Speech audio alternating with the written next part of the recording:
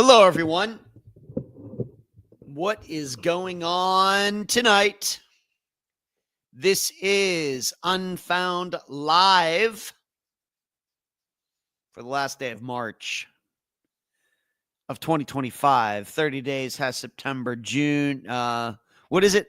30 days has September, April, June, and November. When short February is done, all the rest have 31. And so there are 31 days in March. And we are within a few hours of ending the last one, the 31st. And tomorrow will be April 1st. Don't be fooled. Remember, tomorrow's April 1st, at least for all of you. Is this like a thing in other countries? I don't even know now that I'm talking about it. Is that a thing?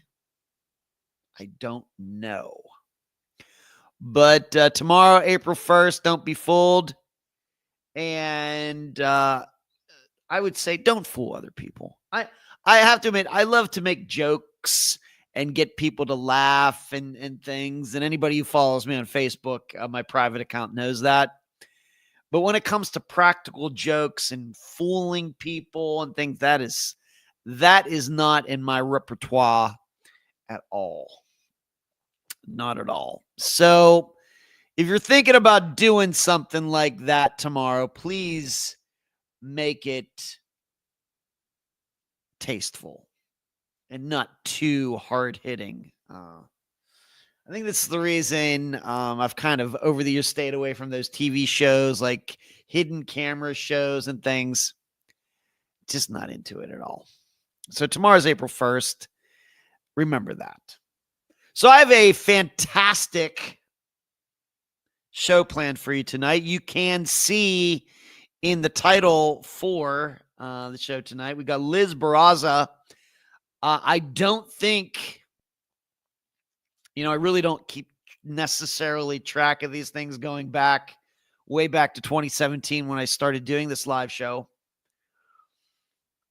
But I don't believe I've ever spoken about her unsolved murder before. Of course, her murder happened after Unfound got started, so it's hard to talk about it before it happened. I don't think that I've ever commented on it, but I'm going to do that tonight. In fact, I'm going to do it extensively. I realize that Unfound is not necessarily a murder podcast, but we do know that many of the disappearances that are featured on Unfound are murders, at least circumstantially. And of course, in my work, I have learned quite a bit about murders, if only tangentially. But there is a video to talk about. Her murder was captured on camera. And I'm going to do my best to analyze it. And at the end, I will give you my opinion on who is responsible for Liz's murder. We're going to do that tonight. I'm going to talk a little bit about the Martin family who went missing in the late 50s. And just recently, their car was discovered. In fact, for all of you YouTube and Found supporters, I released that episode of Found today where I go into the minutia of that disappearance with maps and with a map and everything else.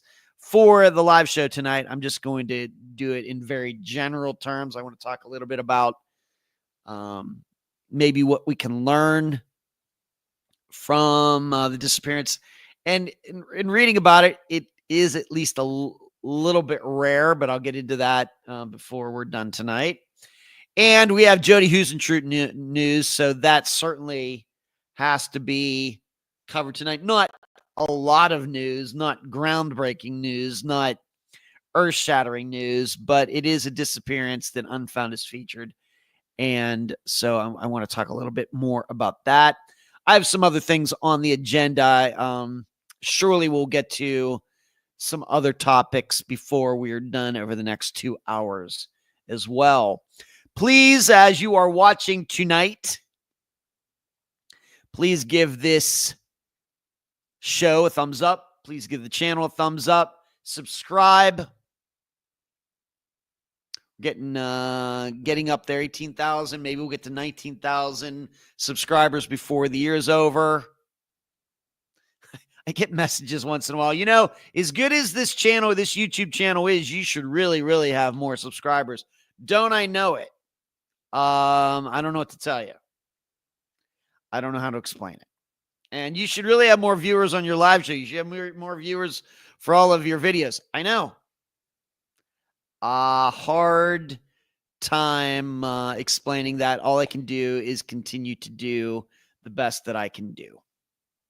So subscribe, tell your friends and family, share the videos that you find interesting on this YouTube channel. For all your Facebook people, thank you also for watching tonight. Really, really appreciate it. Let's see who is in the chat tonight. Nephew Charles coming in first. In the first position. Hello, D. What's going on with you? Good to see you.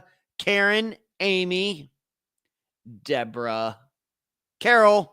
Hello, Carol. How are you? Missed you for the think tank last night. We had a good one. Hello, Kathy. Sarah, good to see you. Hope you're doing well today, Sarah. Neighborly, I'm doing great tonight. Neighborly had a fairly productive day. Did a little guitar playing, did a little disc throwing, did a little singing. Talked to two people about a disappearance today that will surely eventually be featured on Unfound. Had like an hour and 15-minute conversation with them. Talked to my dad today. It was a good day. Outside, it was okay. It was overcast. Didn't rain or anything. It was warm, but very overcast today. Hello, fishing. Rockford. Yeah, hi. Special hello to all the think tank people, of course. Lisa says, I accidentally went to the podcast YouTube and wondered why it looked so different. Good evening. Went to the podcast YouTube and wondered why it looks so different. I'm not sure I know what that means, Lisa, but hello to you, Lisa. Stephanie, Michelle. Stephanie says, I work tomorrow. I work with the public, and I'm not looking forward to it because of April 1st. Yeah, well, be on your guard, Stephanie. Be on your guard.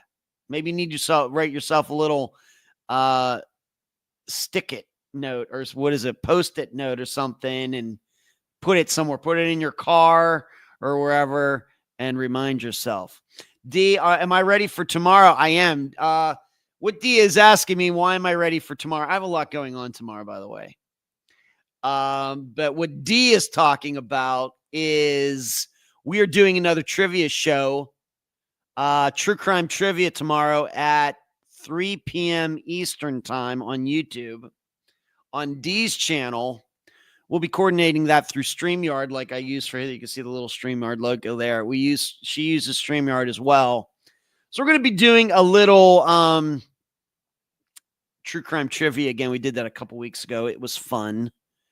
And I will surely post the YouTube link tomorrow. Of course, it's in the afternoon. I know many of you work and everything, but I'll post it in the group, on the page, other places. If anybody wants to watch myself, D, I think Arctic Fox will be involved as well.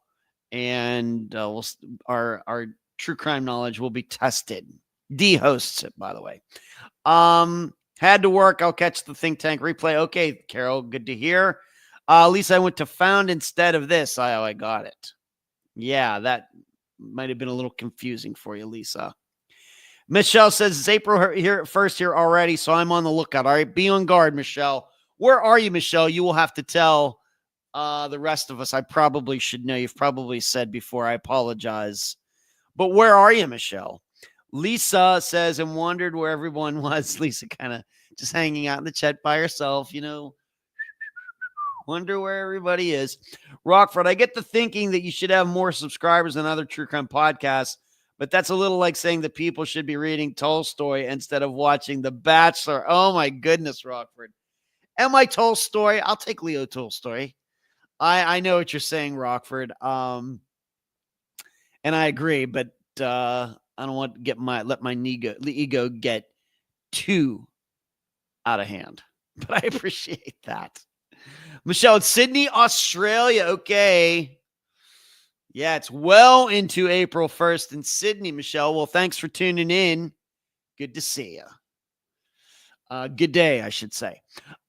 D, and it's open to anyone. It is the trivia we're doing tomorrow is public. I will post the link. And if you tune in, you can play along, I guess, in the chat, right, D? People can watch and play along if they would like. As for me, so we got other people will be tuning in, but that's the end of the chat right at this moment. What's been going on with me since we last got together a week ago? My trivia team ended up winning the championship. We won the night and the championship. Luckily, the final question on Wednesday was something that a couple people on my team knew. I wouldn't say that I knew it.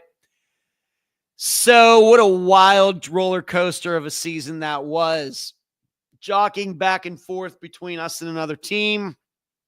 We blew it a week, and they got way ahead. Then they blew it the very next week, and we went ahead, and we ended up winning by 15 points, which means over the course of the trivia season, we averaged beating them by only like 1.2 points per night. That's how close it was. Very, very, very close. And it's easy to say, well, they kind of blew it. And they kind of did with 2 weeks ago. But we also kind of blew it. I guess the blowing up of each of us kind of evened out. And I guess we were kind of lucky to win. I mean, we won more weeks than any other team did during the time, but we had a couple weeks where things didn't go very well either. So, but I was pretty pumped up about it. You know, I like to win. I don't show up at trivia just to kibitz and hang out and everything else. I'm there to win. I'm very competitive. My teammates know it. And it's really good to win. And our team name will be put on a plaque inside the restaurant where it takes place. We play it, if you're wondering, we play at Finley's Irish Pub in Largo. It's like near the corner of Belcher and Almerton. And of course, we used to go to Fat Cats, but Fat Cats went out of business a little over a year ago. And so we've been going there for a year. And this is the first season that we won. Essentially, the year is divided into 4 seasons, just like I guess summer, winter, whatever. But it goes from like January to the end of March, and then April, May, and June, and then July, August, September, and then October, November, December. And so it took us a year to win our first season there. And so this is the first time we're getting our name put up on the plaque. I'm so excited. I know it's the little things, isn't it? But really pumped up. So we win, they lose, me happy. Moving on.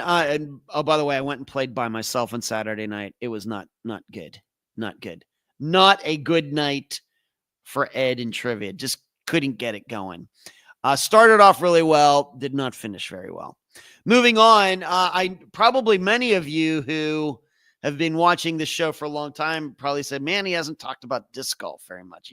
That used to be the number one thing he would start off with every week for like forever. Now he barely talks about it at all. Well, first of all, for a long time, I had not picked up a disc since September. Remember, we had 2 hurricanes come through here late September into October that really damaged the disc golf courses here. First of all, they're in public parks, and really the public parks were you couldn't go in them. You weren't allowed to go in them because trees were down and everything else. So you weren't allowed to go to play. And in fact, the Taylor Park, which is my nearest course, public park, it was closed until December, I think. So there's that. And then, as all of you know, because I spoke about it so many times, I had the onset of my sleeping issues, which really, honestly, did not put me in the mood to go out and do anything. I felt very fortunate that I was able to even go downstairs and continue to work out because, you're sleep deprived and everything else. And maybe some of you could tell even doing this live show, even though I was playing reruns for the podcast, I was still doing this live show. Maybe some of you could tell, maybe not totally quite myself. So there's that. Well, with over the last couple of weeks, I've actually gotten out and started throwing again, been going up to Sand Key and throwing into the net. I've not actually played a round of disc golf. I haven't gone to a course, but I've been working on my form and everything. Well, this Saturday, I'm playing in a tournament. This will be the first one since September, and we'll see how it goes. My expectations, I don't think, could be any lower. In fact, you're not supposed to have expectations at all. Just going to go out, see what happens. It's been a while, and really, given everything that's gone over the last few months, I feel fortunate that to be able to probably most likely have the energy to even get out there on Saturday, and it's going to be an all-day thing. Playing 3 rounds at different courses, so 1 round at each course. It's going to be a long day. It's really going to test my stamina and everything. That's why I'm not worrying about my scores. Just going to go out there and see what happens. And, it's hard for me to put my competitive side to the side, but I'm going to have to do that on Saturday. So disc golf back on the menu in my life, and we'll see where it goes here the rest of 2025. Otherwise, regarding my sleep, for the first time since probably November, I slept for 8 hours on Friday night. For the first time, and it was good sleep. Saturday night, maybe got around 6, but then last night, 8 hours again. I think it's still going to be a little bit of a management thing. There's still, I think, a little bit of anxiety that comes along with it, but I don't know what it is. But my body, when it gets to around 11:30 at night, it wants to say good night, and it's time to go to bed. And so that's good. That is good. Like I said, there's just still a little bit of anxiety that goes along with it. Been taking over the past week, probably did take a couple afternoon snoozes for maybe 15, 20 minutes, something like that. And that really doesn't seem to affect my sleep at night at all. So that is what's been going on there. And it's been pretty sweet. So it just seems that every month that my sleep has gotten better. Although I will tell you, earlier this month, it seemed like my sleep had gone the wrong direction a little bit. And then all of a sudden, I started sleeping 7 hours, and now I'm up to 8 hours, at least not every night, but a few. So it's good. It's all good, and that keeps me in a very good mood. So essentially, my body wants to shut down at about 11:30, and somewhere, usually my body's trying to wake me up at 7, but it's not, like I said, it's not unusual for me to sleep past that. So that is so light years ahead of where I was like a month ago, month and a half ago, 2 months ago. I don't even know where January and most of February went. I know I did this show. Of course, I was posting the podcast reruns, the hiatus episodes and everything. But those 2 months were just like a haze. You can't even explain it. Not good. But I think that I handled it the right way, though. In getting the help that I did. And in fact, I have another meeting with my sleep therapist tomorrow. So I think we're only due to have 2 more of these sessions. So there you go. So that's what's going on with me. Anything else going on? Talked to Dad today. He's doing great. My brother and his wife have moved to Polk City. They did come over last Wednesday for trivia, but I certainly do not believe that that will be a usual thing. In fact, we may never see them at Finley's again. It's a long drive, but it was good to have them over. Tomorrow, I'm going to see my brother. We're going to the Rays game. They're playing the Pittsburgh Pirates. And my brother and I are going to go be doing that. So I have a big day tomorrow. I have sleep meeting at 10:30 to 11:30. I'm doing trivia with D at 3 to 4. I'm going to guess. I'm going to be there for about an hour, probably, D. And then I'm going to jump in the car and then go meet my brother, and we're going to the baseball game. Lot to do tomorrow. And somewhere in there, I will get some podcast work done, probably finish working on the editing of Friday's episode, start writing Friday's episode, which I will talk about later in this show. So that's what's going on with me. Oh, and the other thing, I have to lose a couple pounds. I've been going to the gym and everything, but this whole sleep thing has put a few pounds on the Edster, and I have to do something about it. It's funny. When it first started happening, I lost a bunch of weight because I was so stressed about it. And then it then went the opposite direction, that I got down to like 172 pounds. And now I'm probably up to about 185. And I should be like around 178 or something, to be honest. So there you go. So let's get into what's going on and what do I have all lined up for tonight. Once again, if you have any questions for me, something that's not on the agenda, if you feel like asking a question of me, regarding anything, as long as it's PG rated and not too personal, I will answer it. We're going to start first. I put a bunch of polls, POLLS, in the discussion group regarding those 5 cases that I discussed, giving you my opinions on them from Friday's episode. As I stated in the episode, that was the idea that came to mind while I was taking some time off. I thought you would find it informative and enjoy it. I think it had a pretty good response. So let's look at the polls for each of those cases and what I asked. So I'm going to take them in the order in which I discussed them in the episode. So the first one, of course, Adnan Syed. It was a very simple question, poll. Did Adnan Syed kill Heyman Lee? 62% of you said yes. 38% said no.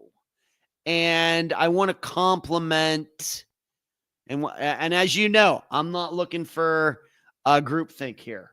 We do not criticize people's theories as long as they're coming from a very rational basis, and you're not trying to be a troll and sensationalize or anything. I'm willing to discuss any of these disappearances with anybody, even if somebody disagrees with me. And I want to give a shout out to Amber, who absolutely believes that Adnan Syed is innocent. And she has a very long post, a very long comment under that poll question. And so I think you should read it. I don't necessarily agree with it, but that's fine. It's not going to get deleted or anything. It's well written. It's well reasoned out. I don't agree with it, but Amber, if you're out there, thank you for posting that. We need more posters in the discussion group like Amber. Very logical, grounded, well thought out, typed, good English, everything else. So Amber, I really appreciate your response to the poll, even though I necessarily don't agree with you. Moving on, the next poll was, what was the next one? Hold on just a second. It was, where is it? Don't see it here. Maybe I didn't put it in the featured section.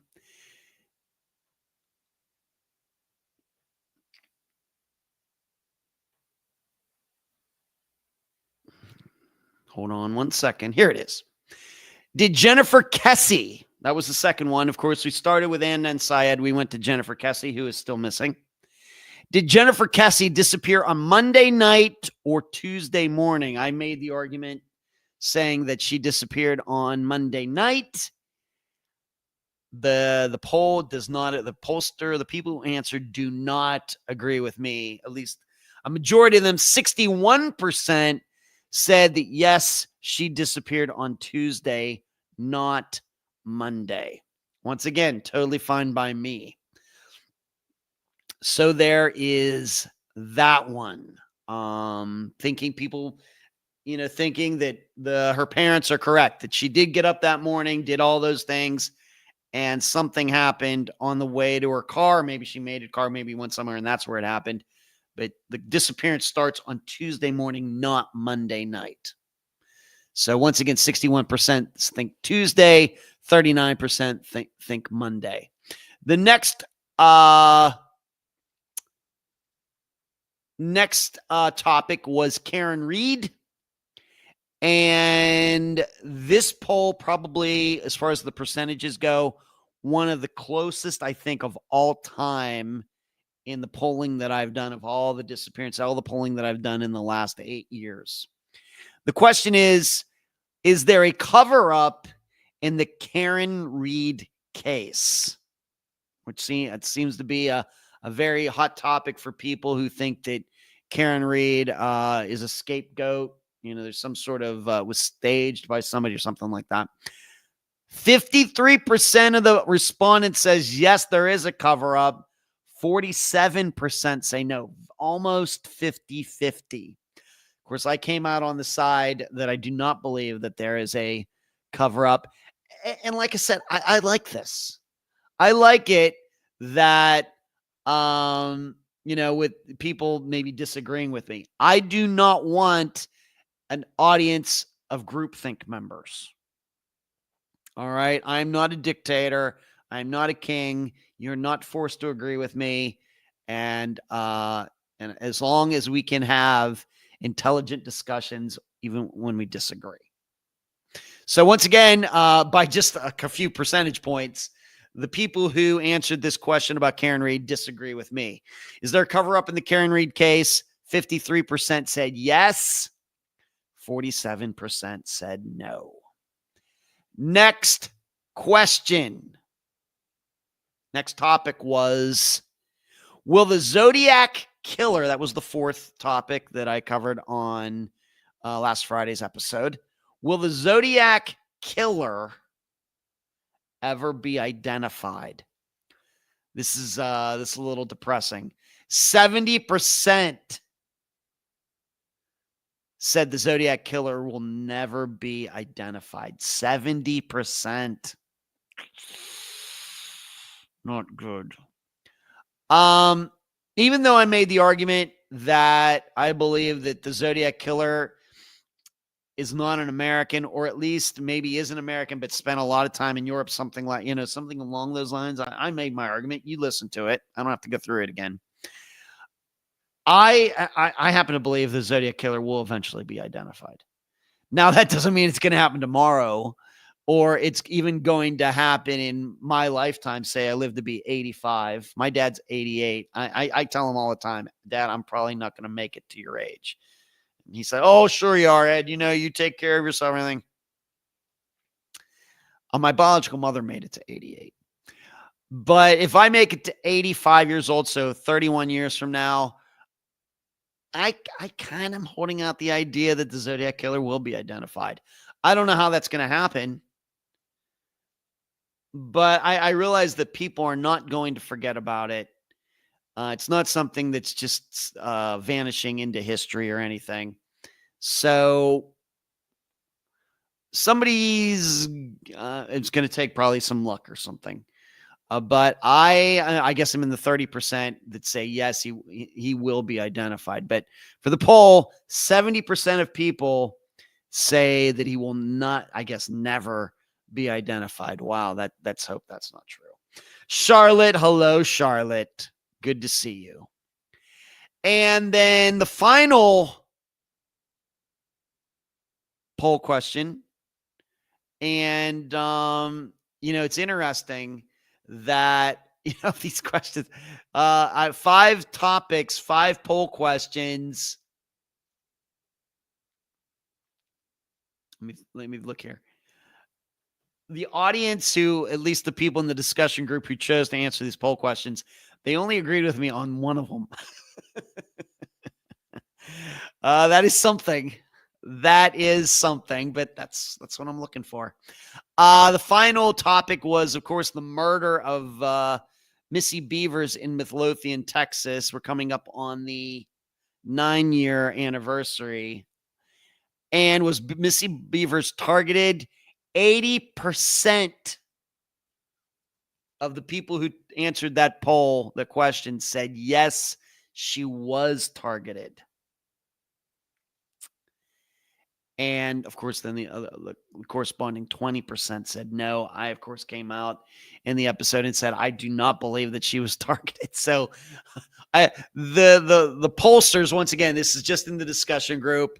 And a lot of these questions don't get a lot of people answering. I don't know, for whatever reason. I try to get people to answer them. I try to make the questions interesting and everything. But of the 5, only 1 did the people agree with me. And that was the first one on Adnan Syed. And maybe I shouldn't even think too much of that, because my impression is most people do think that he killed Heyman Lee. Maybe didn't. Maybe didn't. And the majority of people out there are wrong. Obviously, he has his defenders, and that's fine. But I maybe shouldn't get too excited. Oh, they agreed with me on that one, because I think that just the general population thinks that way as well. So there you go. So those were the 5 poll questions and the answers. Once again, did Adnan Syed kill Heyman Lee? 62% said yes. Did Jennifer Kesse disappear on Monday night or Tuesday morning? Tuesday, 61%. Is there a cover-up in the Karen Reed case? Yes, 53%. Will the Zodiac Killer ever be identified? No, 70%. Was Missy Beavers targeted? Yes, 80%. So there you go. Rockford, define cover-up. Reed could have hit him and the police framed her for good measure. I think Reed unintentionally killed him, but the police behavior was atrocious. I think I'm pretty sure, Rockford, when people hear cover-up, that the police, John O'Keefe really did go into that house and got his butt beat and then got dumped out. And then they covered it up by making it look like she hit him. I think that's what, I think that people maybe could read between the lines on that. Certainly well enough for this poll. Maybe if I phrase a little different, would it change the percentages? Maybe a little bit. We're already at 50, we're at 50-50. I don't think it's really going to push it much one way or the other. If it pushed it the other way to 45% to 55%, no. But I agree. Sometimes the word cover up can be defined a few different ways, especially when it comes to Karen Reed. So there we go. Those are the poll questions and their answers, where the audience only agreed with me on one of them. Not taking it personal. Moving on. Some of you, of course, all of you are subscribers to the YouTube channel, right? You're on here tonight. Then you know that a new Unfound now was posted today. I worked on it this past weekend, recorded it yesterday, and then finally put it all together today and posted it. It's up there for everybody. It's free for everybody. And that is the February, just this past month, disappearance in Las Vegas of Mason McKay, who his trip seemingly started out in Boulder City, Nevada, out there going toward the Hoover Dam. Took the details as I get into the video. Not sure what to make of the details, but he somehow made it into Las Vegas, and he has been missing for about 45 days now. It took me back, going over the map and looking a few of these different locations, going down where you're seemingly seen near the UNLV campus, and then being seen also down at Blue Diamond Road in South Durango. Just doing that Google satellite view all over Las Vegas, man, brings back so many memories, man. Wow. I haven't lived in Las Vegas. You should know, I've now lived in Florida about the same amount of time that I lived in Las Vegas, about 13 and a half years. And it's safe to say, even though Unfound has certainly been the biggest thing in my life over the last 8.5 years, I really did do a lot more in Las Vegas than I've done here, even though I've done a lot of writing since I've been here.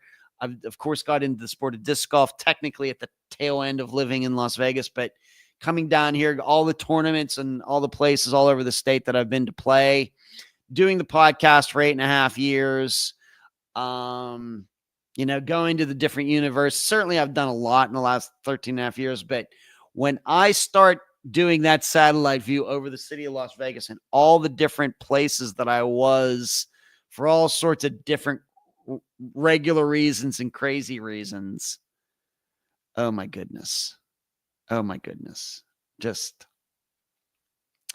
it's been, it's one of those things where it's been the way my mind processes it, that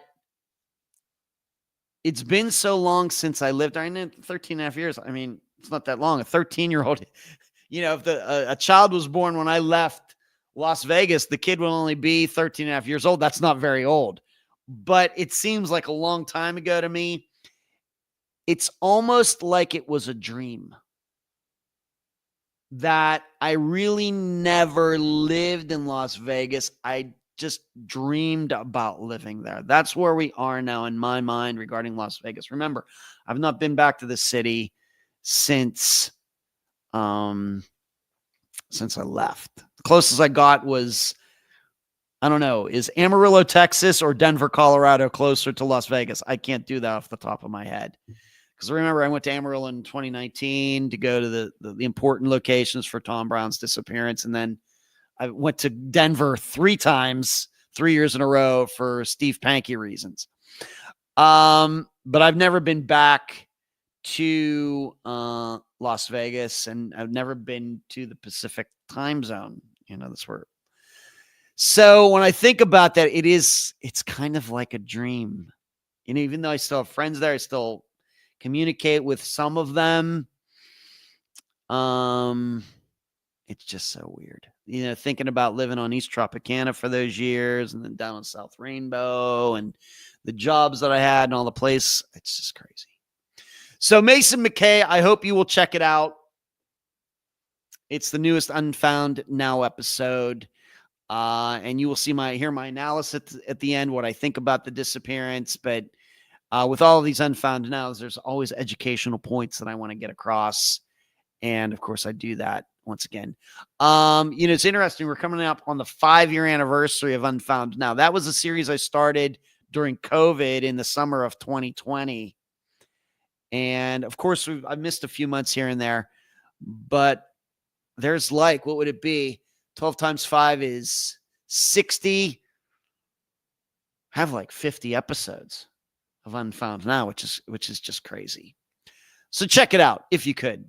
Also, for all of you, and we're going to get into the Martin family later, more in general terms, but for all of you Patreon supporters at the $5 a month level and above, and then for all of you people who are supporters of the YouTube channel by hitting the join button below the screen, prepared the found episode from disappearance to discovery of the Martin family, who went missing from Portland, Oregon in 1958.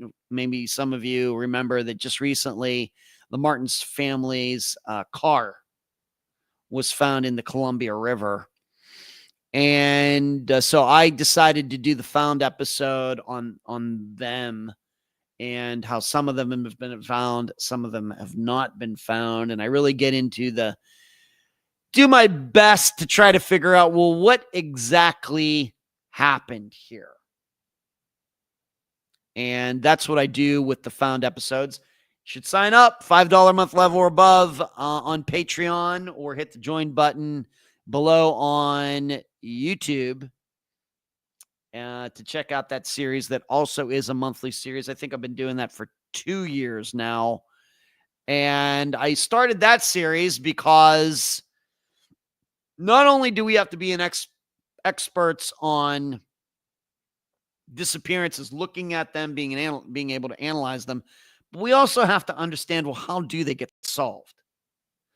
So I started looking at solved disappearances. Why did this happen? Why did that happen? And I've done a wide array of different types of disappearances over the last 2 years. So why did these disappearances get solved? And how do we apply that knowledge to all of the ones that are still unsolved?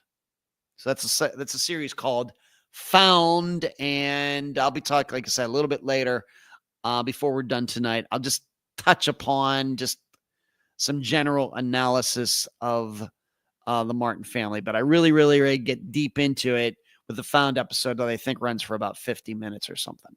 It's pretty long. All right, let's move on to this. I want to talk to you. Hello, Cranky99. What's going on, Mr. Ed? Good evening, all. Hello to you. Good. Thanks for tuning in tonight. How are you doing? What's going on with your day, Cranky99? I want to talk about Liz Barraza.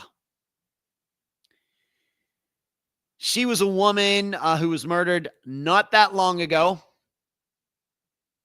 And I know there have been many.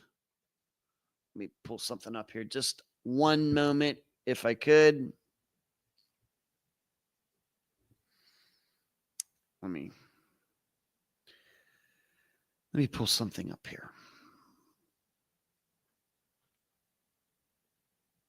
Okay. So I realize there have been podcasts and YouTube channels. I know friend of Unfound, John Lorden, did a series on her murder. In fact, I ended up finding a video of Liz being shot on his channel. Thank you, John. Appreciate it for having that video up there. And so I'm going to do my best tonight to analyze it. And of course, I'm going to have to give you some background. Maybe some of you recognize the name and don't know the circumstances. So I need to cover that first.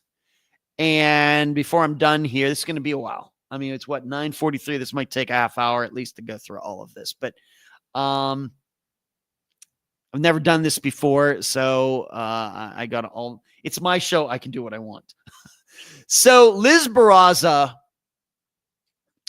she was married. She lived in, do you pronounce it Tomball, Texas, Tomball? I know some Texan is going to tell me or correct me on that. Tomball. She'd been married for 5 years. And in fact, at the time of her murder, she and her husband were right around celebrating 5 years together. And she was shot to death in the morning of January 26th, 2019. And they were going to be celebrating their anniversary, I think, starting that weekend. I think they were going to be coming here to Florida, I think, to go to Disney World or something. They were married, no children. And seemed to have decent lives. I didn't write it down here. Sergio had a job where he drove a panel van around. Was he a repair guy or delivery or something like that? Electrician or something. And Liz was really into Star Wars. And in fact, she was in some sort of group locally there that they would get together. It's like a club where they would actually have, club officers and vote, kind of things like that. She was really into that. And really, if you look into Liz, she wasn't a polarizing figure.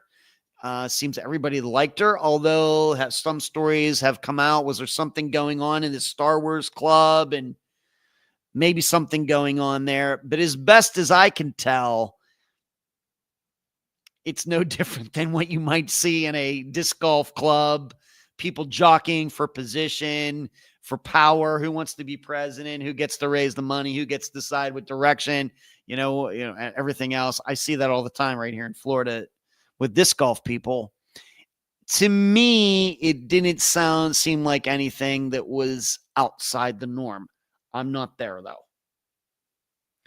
But otherwise, it seems Sergio and Liz just had pretty normal, regular. I'm not going to go to say boring, but boring from a drama point of view. It doesn't seem like they had any drama going on, even though I know that, could this have been a shooting because Sergio cheating on Liz or something?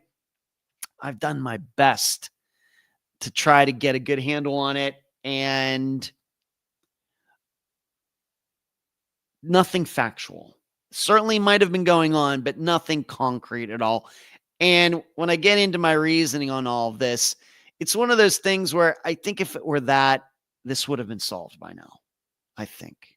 I mean, we can have all sorts of criticisms about police when it comes to disappearances, but when it comes to just outright murders like this isn't like a Karen Reed thing. Well, did she hit him by accident, on purpose? Is it a cover-up or anything? Liz Barraza was killed, shot in her front yard in cold blood. This is not the type of thing that police blow off. It's not one of those things where they say, well, we're going to wait 24 hours like they do with disappearance. In fact, we're going to wait 48 hours. In fact, would really like to wait 72 hours. This is not that. But that's what happened. She wanted to raise some money, and she was having a yard sale, garage sale, whatever you want to call it, out in the front of her house that morning. And you know how people put the tables out and and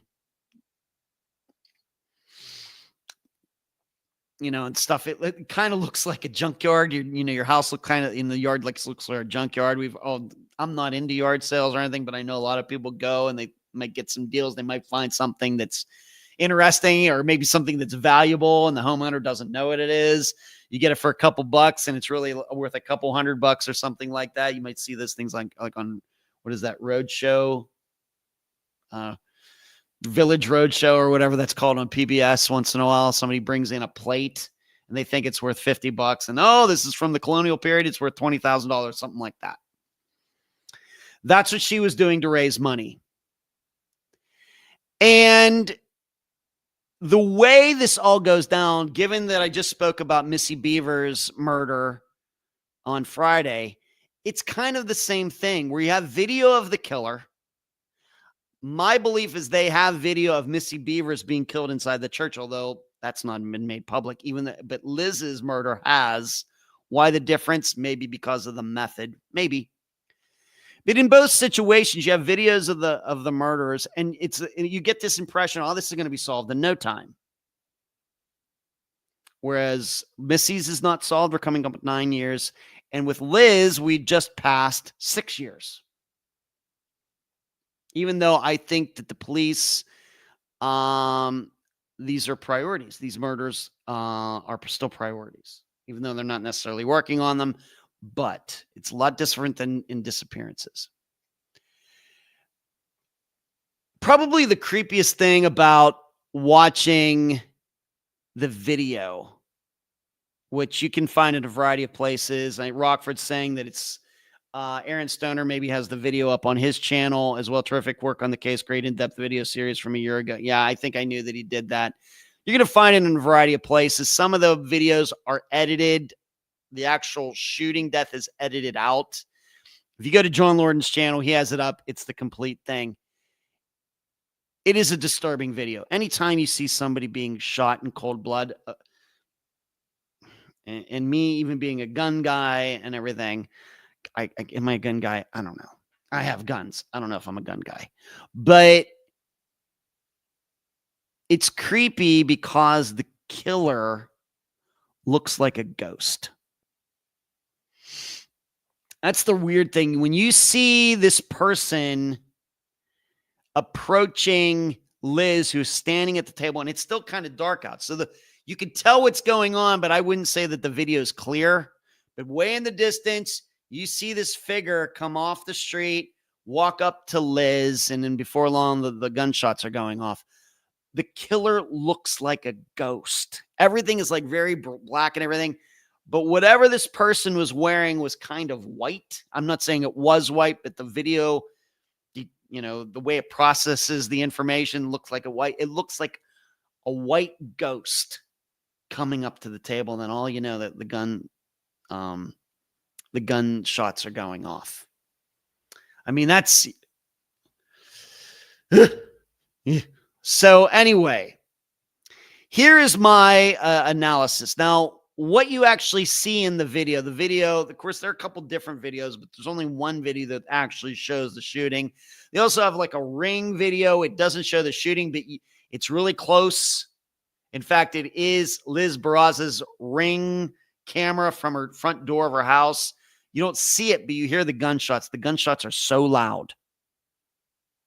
And I've started going to the gun range again every Friday. I'm used to gunshots going off. The gunshots in that video are so loud. It's crazy. But the video that is the most popular one that actually shows what happened is well in the distance. I don't know what the footage is. But you kind of don't see the killer pulling up in the truck, and they even have the truck still unsolved. Truck pulls up, parks. This figure gets out of the truck, walks into the yard, into the grass, on the sidewalk, into the grass, right up to where Liz is standing there. And I would say, and then they're standing there, and then within a couple seconds, the figure, I don't think there was no holster or anything. I think the killer was holding the gun down the whole time, and Liz just didn't see it. The killer raises the right arm, shoots Liz 3 times. She screams. She goes down to the ground. The killer comes around the table and then puts the gun like a foot from Liz's face and head and pulls the trigger, like execution style. So 3 while Liz is standing up, and then 1 once she's down on the ground. After that, the killer, runs back to the truck, gets in the driver's side, seemingly just one person in the vehicle, and the truck takes off. That's what you see. That's the very general description of the video of what you see well in the distance. Remember, it's just like when the sun was coming up or it's still dark. Remember, it's January in Texas when this happened. So here's more of what I want to say about the video. Of course, with Unfound, I've watched a lot of video. Lots and lots of video. Of course, the Tom Brown video may be the most well-known analysis that I've done. In fact, I would say that my analysis of the Tom Brown videos that are available is kind of what eventually connected Unfound to Tom Brown, and we've been inseparable since. I think that's what did it, my opinion. You may have a different opinion. So I've looked at a lot of video, a lot of video. And we realize that video is not the cure-all that we think. For disappearances, that unless the video actually shows, for example, a person jumping off a bridge or a person being abducted, walking along, getting abducted into a car. Other than that, if it doesn't actually show the disappearance itself, video is open to interpretation. For example, Kyle Fleischman, have all sorts of video of him walking all over the place in Charlotte. He's still missing. Just an example. Of course, Brian Schaefer, very controversial video there. Another one. It's been analyzed over and over again. Hasn't led to his disappearance being solved. So I watched the video, and here are my assertions. Rockford saying, also need to shout. Oh, yeah. Cranky, I remember this one. Mary Jane says, yeah, I can't watch the video. Mamie says, Antique Richard, thank you. I couldn't think of it off the top of my head. Amy, thank you for filling in the blanks for me. My assertion is the shooter is definitely a woman. Definitely. I realize that that doesn't mean that the hair you see in the video is real, could be a wig, but the way the killer walks up to the table, the way the killer moves around the table, the way the killer runs back to the truck, that doesn't seem like guy movements to me. Not to me. I think it's definitely and as I have it in my notes, the movements are too graceful to be a guy. Both the walking and the running, too graceful. I'm into track and field. I notice how men run. I'm big into, I love track and field, the Olympics and all that. I've seen a lot of men and women run in my life. Looks like a woman running to me. In fact, I would even go to say that the woman runs fairly athletically and is pretty fast too. This would lead me to believe that the killer is a younger woman. I'm not saying teenager, but that wasn't some 45-year-old woman who killed Liz Barraza. No 40-year-old, either of man or woman, runs like that. Although I understand there would be reasons to want to get out of there, but I'll get to that in a bit. But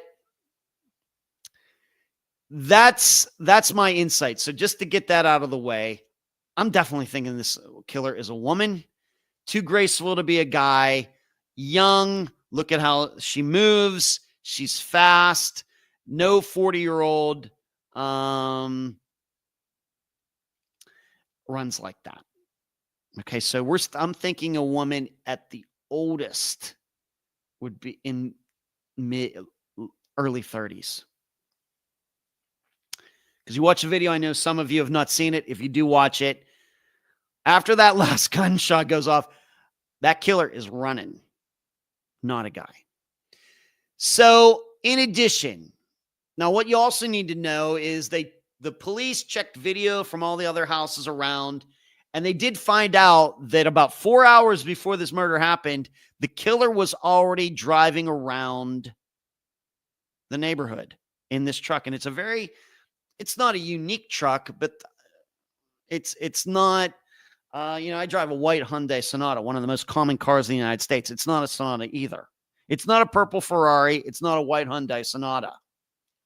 So it's a kind of a little bit of a unique truck. I didn't write down, it's a foreign made truck, and it's kind of jacked up a little bit and had a unique sticker in it. They still not be able to find the truck all these years later.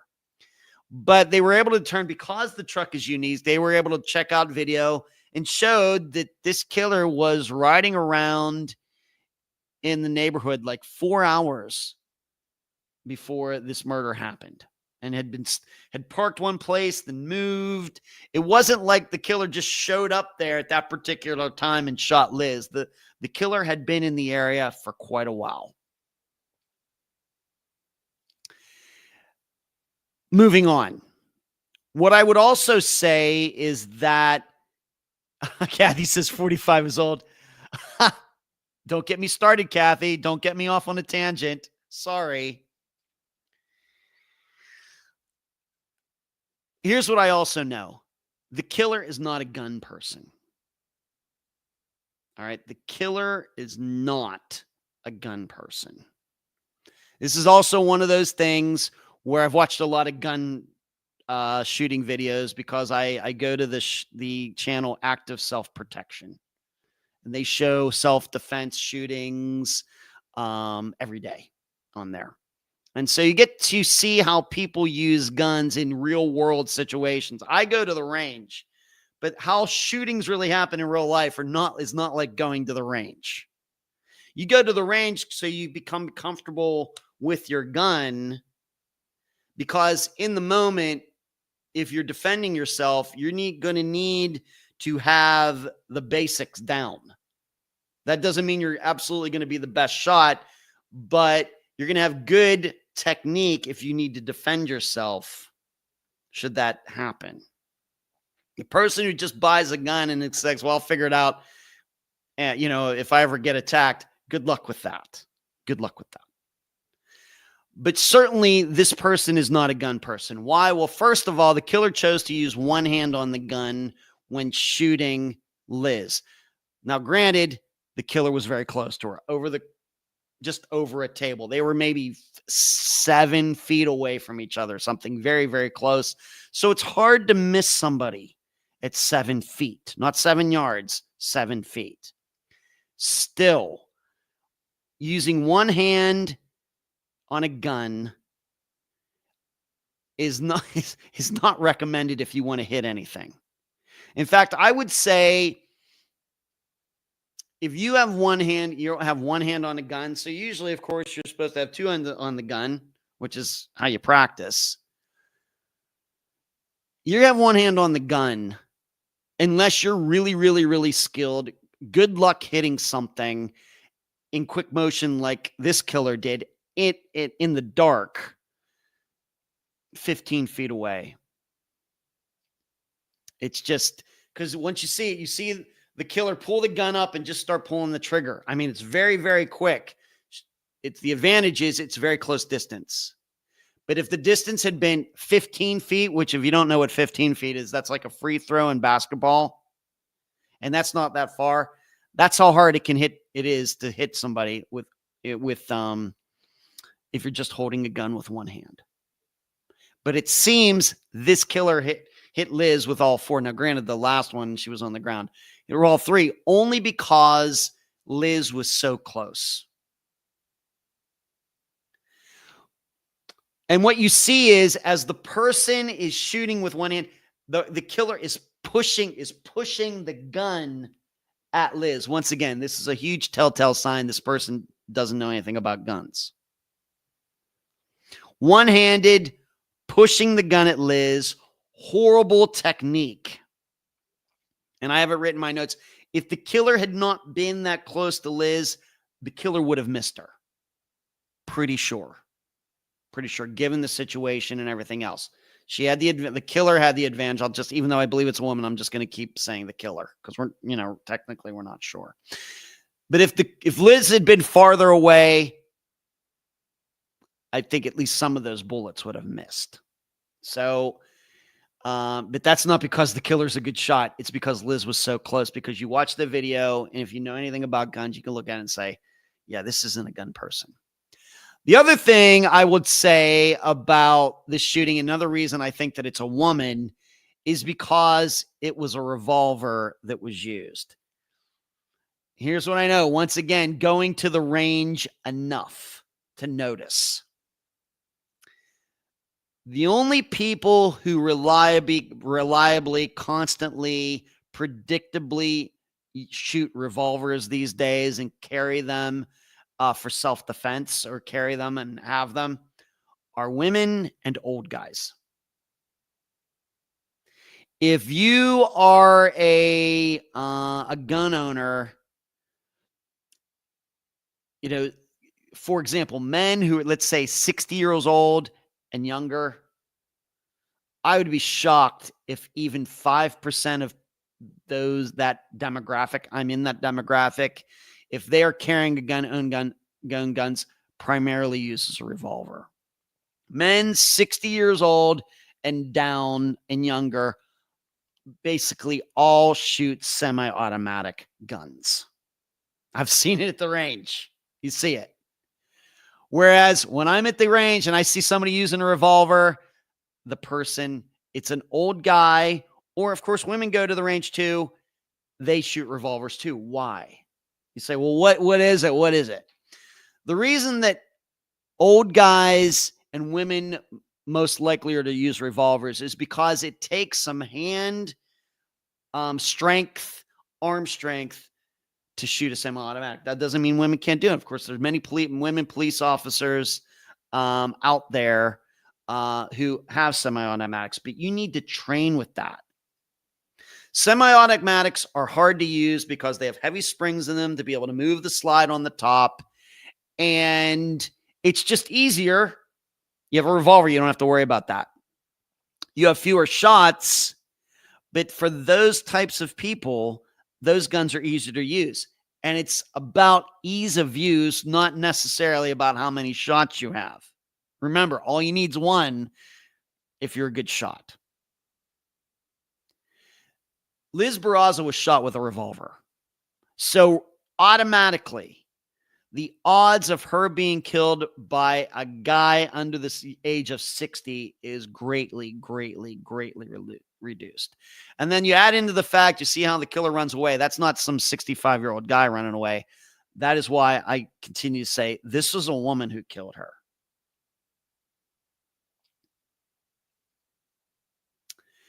In addition, so like I said, in my opinion, circumstantially, this is adding up to be a young woman. Moving on, the truck accelerates away. Of course, the killer runs away. The truck accelerates away, meaning the killer knew that the killer just did something that is illegal. So that is guilty behavior. So that's something. I'm going to come back to that. This is not a situation where the killer just casually drove away. And if that had happened, we might be thinking, well, might be a person who's done this before. This killer accelerated away at high speed, although weirdly went down the street, made a U-turn, drove back past Liz's house with Liz being dead in the yard. So there's that. Here's what I'll also say. Just some maybe psychological things to take into consideration. This shooting was at 6-something in the morning. And as I've already stated, the truck was cruising around the neighborhood seemingly all night. Like it was caught on a camera at like 2 a.m. Here's what I'll say. As a guy who's had sleeping issues over the last 4 months, you got to really want to kill somebody to stay up all night. Or it might be something else that I'll bring up later, but that needs to be considered. This also needs to be considered with like Jody Huisentruit. Who is the person who got up to kidnap her at 4 a.m? I mean, you really, really, really want to kidnap somebody. Of course, this person might have a night job. Maybe they're used to being up at night. I guess that's possible. But it's also something to consider that this murder happened early in the morning. What also should be known, you should all know, is the truck was tracked by video after it left the area through the police hunting down security cams, video, down the street, other ring, whatever they call the cameras on ring doorbells and all of that. But eventually the truck went so far out of the area that they couldn't track it anymore. So this was not done by some neighbor. This truck went so far out of the area that they couldn't track it with cameras anymore. It got to the point where it went into an area where there were no cameras and then lost it. So once again, who stays up all night and drives some sort of distance to kill somebody? That has to be figured. So I'm going to stop here so I can see what everybody's reading. Or writing, I should say. Cranky says, I was thinking a prior road rage incident. The perpetrator possibly lives in the area. She acts like she doesn't know him. She doesn't acknowledge him by name or just a mistaken identity. Kathy, that's what I thought when I first learned about this case through John Lord and it being a woman. Okay, Kathy. Kathy says, doesn't look like a man. Kathy says 45 is old. We've already covered that. Cranky, so the perpetrator was looking for the vehicle plate number. I don't know what you mean by that, Cranky. Rockford, I'm with you on the woman idea. I'll add that I'll bet it's someone into the same hobby. Stoner has an interesting theory with some support about the truck's exit from the neighborhood. Okay. Stephanie, people use guns one-handed in movies. Maybe that's why they took their tips from. Never take gun tips from movies. John Wick or whatever. Horrible, horrible. Don't do that. Rockford, I mean the person behind this murder. Cranky, so if the perpetrator is married, was it her husband's gun? No, I'm perfectly willing to think it's her gun. Like I said, even the first gun class I went to, there was some women in it. I can remember they were the only ones in the class that had revolvers. I don't own any revolvers. I have 5 guns. Whereas the woman that was sitting near me, she said, yeah, I carry a .357 Magnum revolver. That's a hell of a gun, by the way. I just think that the revolver makes it a woman. So that does it. I'm officially an old guy. Yeah, well, I knew that anyway, Rockford. Charlie, I have a .357 just to be different. All right. Deborah, 9mm semi-auto. So there's a woman with a semi-auto. Like I said, it's not totally crazy. It's just a probabilities thing. Cranky, I was thinking Liz indirectly contributed to something that happened regarding the perpetrator or a member of their family. We could go through all the theories. I'm just going to give you my theory at the end, which probably is going to be controversial. So once again, the truck was tracked by video, went out of the area, and it got to the point where they just couldn't find it on video anymore. So they don't know where the truck ended up. And I guess they've never tracked the truck down. For example, there's no news out there that it was dumped somewhere. So I'm inclined to think that that is the killer's truck, or the truck is owned by someone the killer knows. This was not a situation where the killer went out, stole a truck, then dumped it somewhere. This truck can be connected to this killer somehow through ownership or friendship, not through theft. Also, that there is a gesture that the killer makes before the shooting starts. Now, there is some audio besides the gunshots of Liz. First of all, if you're watching the video, you can tell Liz is startled. Liz does not see this killer coming up through the grass. Of course, it's dark and everything else. Maybe there's some house lights on or anything. But you can tell by the video that Liz is startled by the killer standing there. And this is even before Liz saw the gun. Because Liz, as far as I can tell, the gun was down at the killer's side where I don't think Liz would have seen it, especially given that it was dark. But Liz does say something to the killer like, good morning, or how are you, or something. So even though Liz is startled, she is still nice. Unfortunately, I guess the audio doesn't pick up what the killer says in return. But if you look at the video, remember, killer is holding gun with the right hand, so the left hand is free. There is this motion. Something like the left hand comes up toward Liz like this. Something, if you're watching the video right now, something like this. The left hand gesture. The way I take this to mean is that this is not the gesture of somebody who knows someone else. I think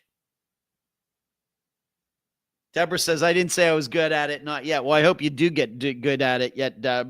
You do get good, Deborah. You got to make it to the range.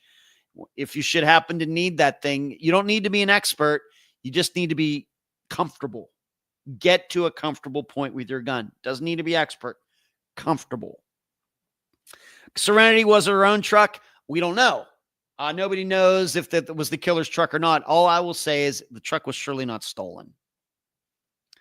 But when I see this kind of left-hand gesture that the killer makes, this is not the action of somebody who knows somebody else.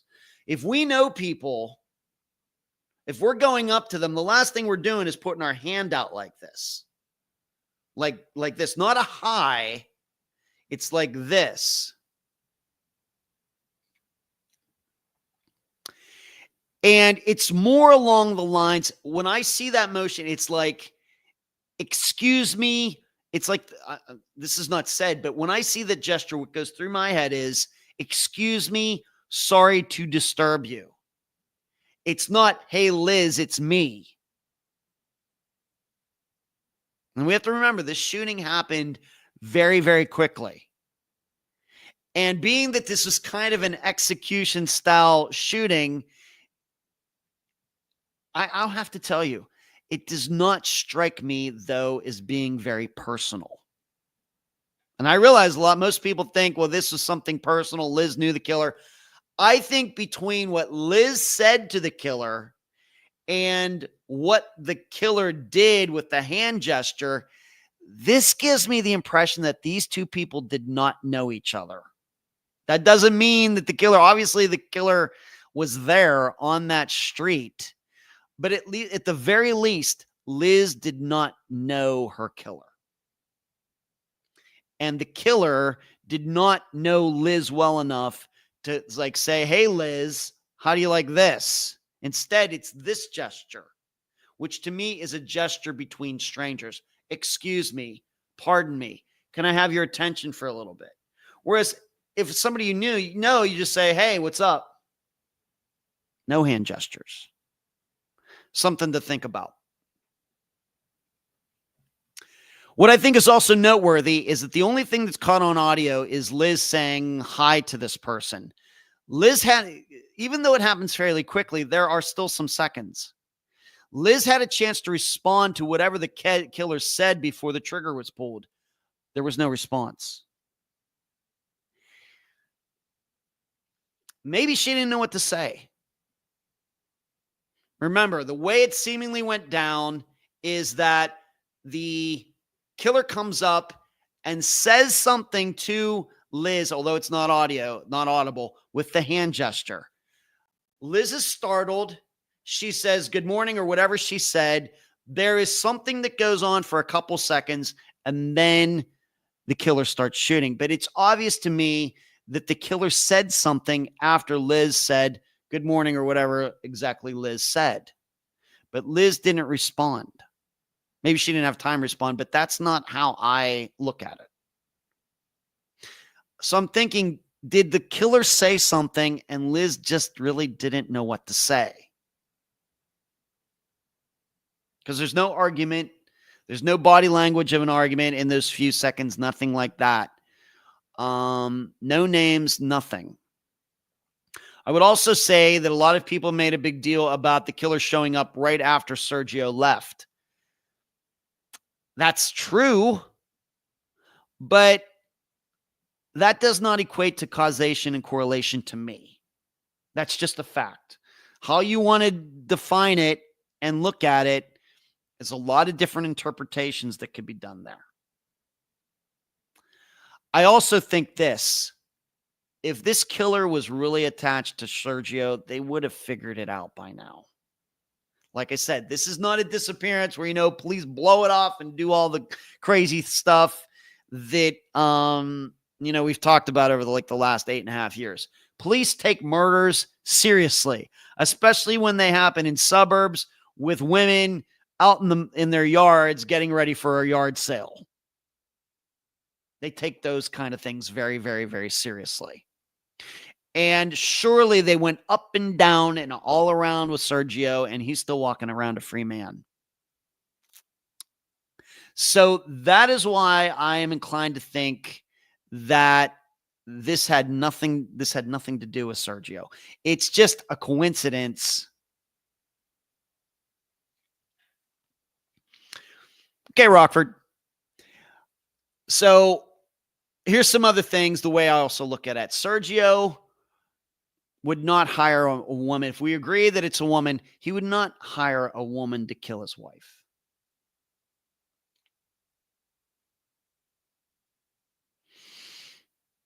Because I got to admit, maybe this is just my manhood talking.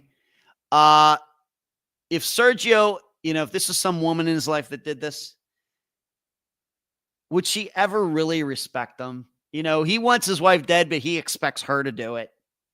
All you women out there. Wouldn't a woman be like, you want your wife gone, you kill her, right?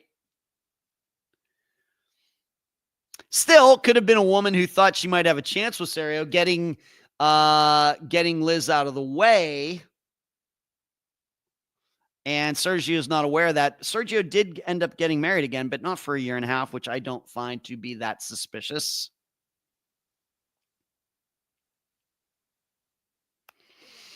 And we also have to remember, if this was instigated by Sergio, at least from what I was reading, Liz had insurance for odd deaths. I don't think Sergio ever collected it.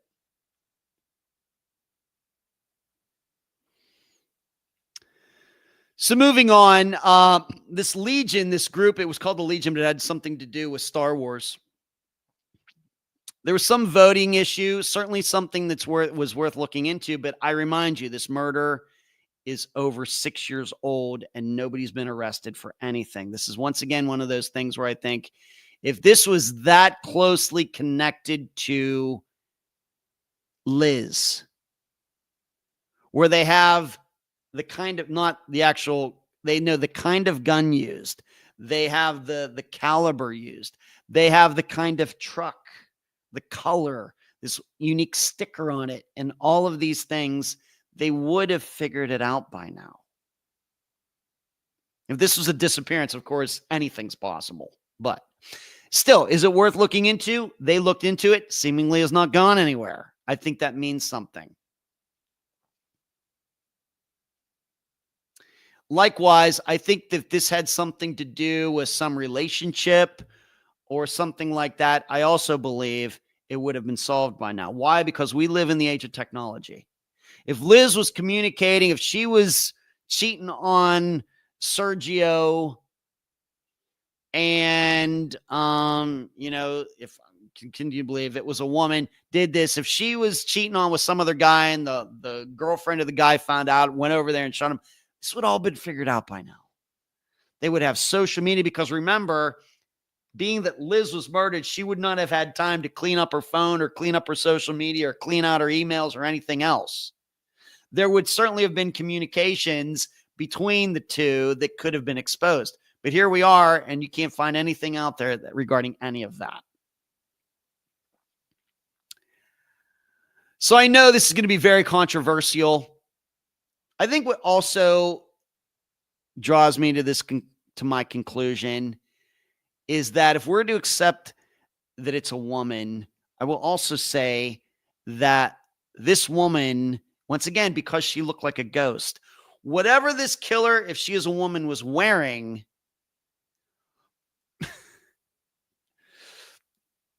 the video defined it as white. Now, you want to go kill somebody at night and you want to surprise the person. Why do you do that? Why do you wear a color that shows up so much? Because you don't know if you're going to be able to surprise your victim or not. You don't know. So you think you would take all the steps you could to do that. Now, I should note one other thing that I think is important.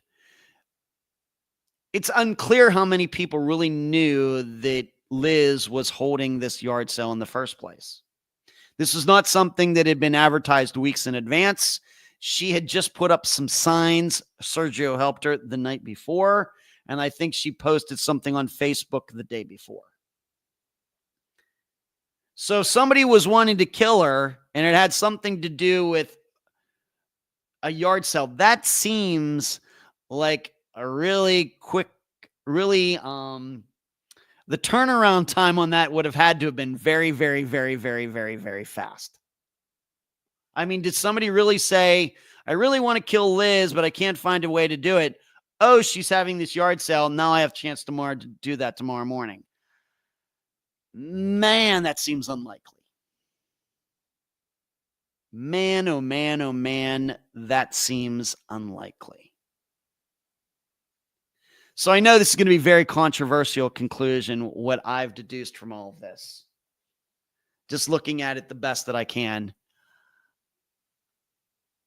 Between me believing it's a woman who we know are not very likely to kill people, between we know that the killer was driving around for hours before this in the neighborhood, riding around.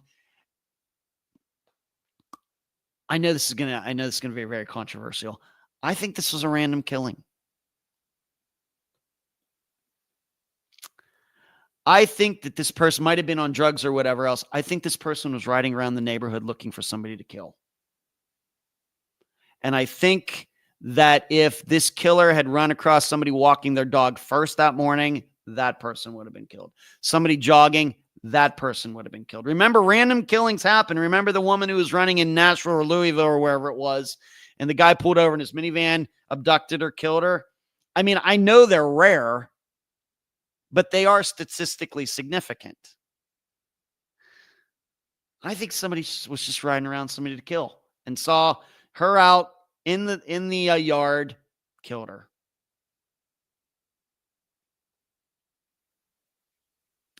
And I think this is the reason that it's been so hard to solve. That's also the reason I believe Missy Beaver's murder has been so hard to solve, because why? The killer and she had no connection to each other, even tangentially, not 6 degrees of Kevin Bacon until that morning. I think it's the same thing. I think that these types, we know random murders are so much harder to solve. And we have a fairly poor solving rate for murders in the United States as it is. If you don't know, it's disgusting. But you want to get away with a murder in the United States, kill some random person.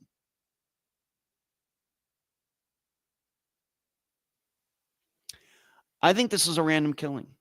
I think this is somebody, I think it was a woman who was hopped up on something.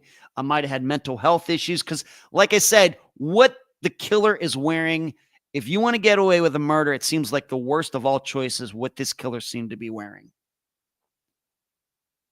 It was like a flowing, almost looked like the killer was wearing a robe or something, like a nightie or something like that. It was flowing. It was a light color.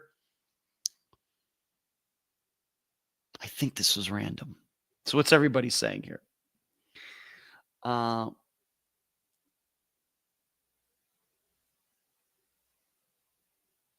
Rockford says, Deborah, we made to switch guns anyway, so Ed stops questioning my manhood. Well, Rockford, you live in California, so, when it comes to guns, I'll just leave it at that. Deborah, okay, probably comfortable with the 9mm. Rockford, I agree with you all yesterday, but on this, I respectfully dissent. I think it was personal, but not someone Liz knew well. An outer circle person is my idea. It very well may be. Then I start asking if that's then why hasn't this been solved?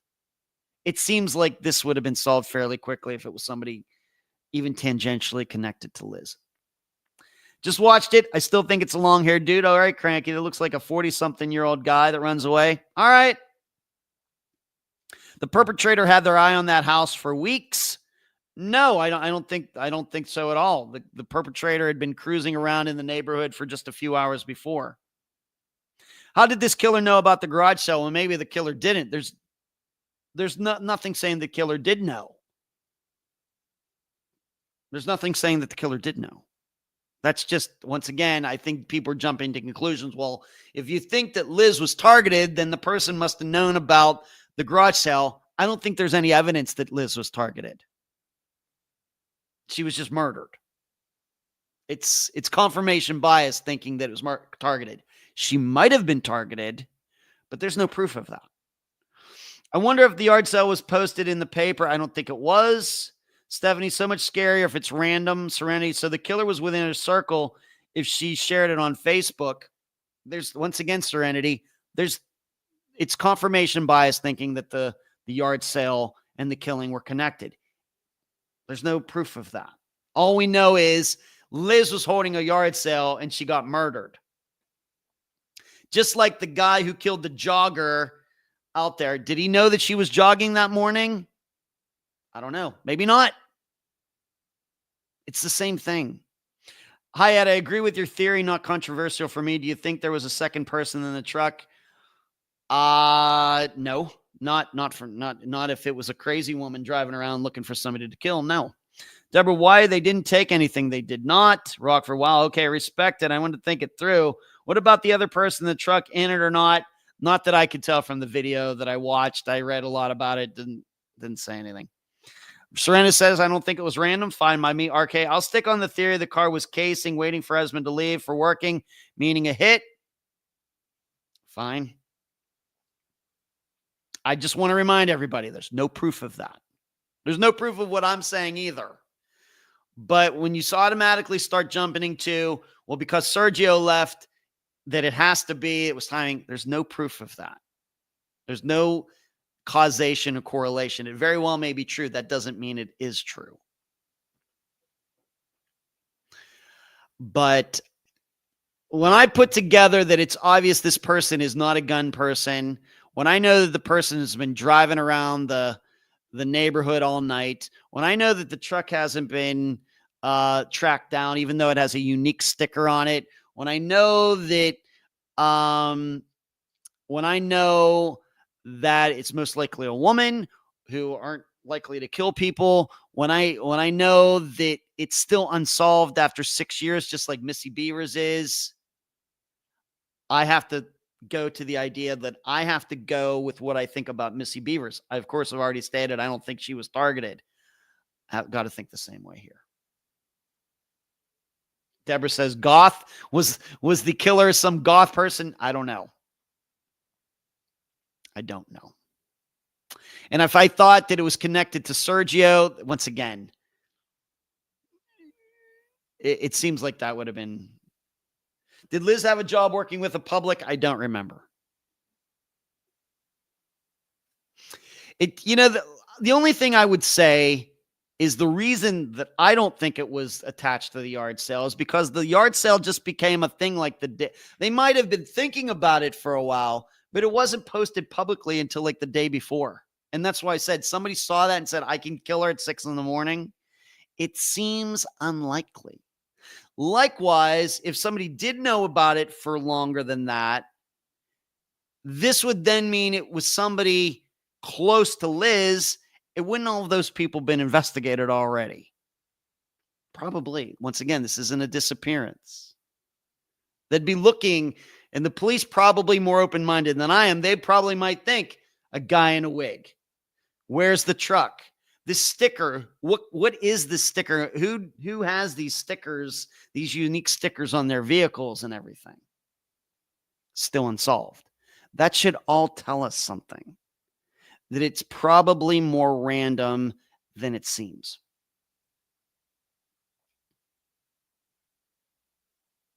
Rockford says, Beaver was random. Now that's one hill I'll die on. Then you don't have to pipe it out tonight. You can just send me an email. Then I wonder how, because to me, Rockford, I see both of these murders as being the same. Absolutely, almost, even though it's a yoga teacher and a yard sale in a church and somebody's front yard and everything, I see these as being exactly the same. I really do. Not a skilled killer in either of them. RK, was it a full moon equinox eclipse? Scratch eclipse. I don't know. January 26th, 2019. I don't know. Let me move on to some other things. I still have to talk about the Martin family. And I once again remind you. So that's my idea. I think it was a random killing by a woman who was kooky or something like that. That's my thing. And I would also even maybe go as far as to say, given that with my sleep issues and reading up on all the crazy things that sleep medication can make you do, Ambien, everything else, I might not rule out the idea that this was somebody who was on that. Given that it's nighttime, person's cruising around, does this. You start looking up the stories about people, the crazy things people have done while on Ambien. I'm glad I never took it. The Martin family. I'm just going to go over some generalities very quickly. We got less than a half hour here. I'll say once again, this is the most recent Found episode. If you want to check it out, go to Patreon, sign up at the $5 a month level or above, or here on YouTube, hit the join button below. I really get into the maps and everything else. The Martin family disappearances in late 1950s was certainly an accident. And what's interesting to me is that this just shows you that I know it's the 50s into the 60s, but I don't think much has changed these days. It's so odd to me how much I read in the articles going back to the 50s and 60s regarding the Martins family's disappearances that the police thinking it was foul play. We still get that today in a lot of disappearances. Somebody runs off, there's a search done, and nothing's found. And what do you see the police? We're looking into the idea that this was foul play. When I think all of us should know at this point of all the unfound disappearances, under a lot of circumstances, it's not foul play.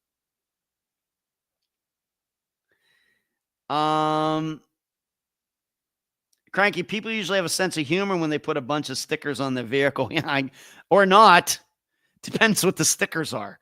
Serenity, is the car driven by men usually? Trucks? Probably trucks are more likely driven by men, but I see a lot of women in trucks too. I mean, I know it's probably, what's the percentage cut? I don't know. Nurse looks very deliberate to me. Well, the killing is very deliberate. Certainly, the killer did not shoot Liz by accident. Certainly not. But the Martin family, what's interesting also about it is that you had a couple of the members of the family that were found very early on in the Columbia River. You have 3 of the members who are still missing, and then just recently the car was found. What's also interesting to me, if you've seen this story, is that I think the reason this investigation got off on the wrong foot was because of somebody claiming to have found tire tracks leading into the river well to the east of where the Martins were last seen. In looking at it, convinced myself that should not have been taken seriously.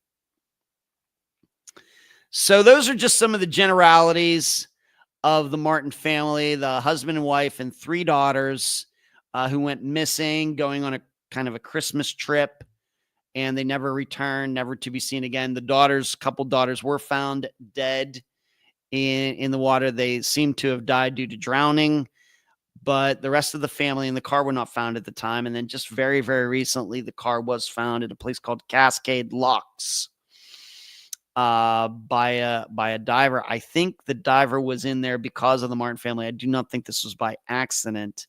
I think this diver was down there because knowing about their disappearances and wanted to take a chance. And the diver was correct. Congratulations for that diver. So all the additional details can be found with my Found episode on Patreon, patreon.com/Unfound podcast. Sign up at the $5 a month level or above. The other thing I need to talk about tonight, at least in the headlines, is Jody Huisentruit. I think I talked about it maybe a few weeks ago. There was a warrant or something that people were petitioning to be unsealed, and it had to do with John Van Cise, who in some people's eyes is the best suspect in Jody's disappearance. He was much older than Jody, was friends with her, was going to name his boat after. That guy surely by now. In some places, he's known as JVS because people don't want to type his name out, but it's John Van Cise. He's dead now. Although there was a question on that. And they wanted to unseal what the police were doing regarding tracking John some years ago. Was it 10 years ago? Putting tracking devices on his vehicles.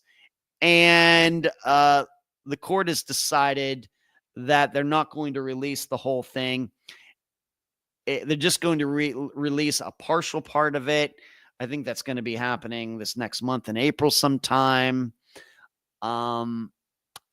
So I think what I'm saying here is that it's kind of a much ado about nothing, really, unfortunately. Certainly keeps Jody in the news, her name in the news. We're coming up with 30 years in June since her disappearance. I'm sure nobody thought that it would last this long, but it has. And this is another situation where I do think this was a random random abduction, although it's clear this person was actually waiting outside for Jody and just didn't happen to be sitting there. The question is, do I think her disappearance will ever be solved? Just like I do with the Zodiac Killer, I think Jody's disappearance will be solved. If for another 30 years, if I make it another 30 years, I think it'll be solved. I don't know how. I don't know why. I have an idea who I think did this. I think it was some obsessed fan of Jody's who figured out where she lives and when she comes out of her place in the morning, because she worked a steady schedule and just was waiting for her. Some kook. That's who I think did it, but that is really random. Not somebody who can be connected to Jody, very much like how I look at Missy Beaver's murder, Liz Barraza's murder. And so it's going to be tough. But I still believe Missy Beaver's murder, it'll eventually be solved. And I think Liz Barraza's murder will be solved too. Given 30 years. I think there's enough there that something good will eventually happen. So Jody Huisentruit, that's the news. Judge says, okay, we'll kind of do something. But as far as what the police found in tracking John Van Slyce's vehicles, I don't know. We'll never know that. When will we know it? When Jody's disappearance is solved. And then all this will eventually come out and we'll know. So, let's see. D says, I drive a truck. Not surprised, D. DD, hello, DD. Sorry I'm late. I made it, though. Yeah, thank you. It's about 25 minutes to go. Good to see you, DD. And Maureen's tuning in as well late. Good to see you, Maureen.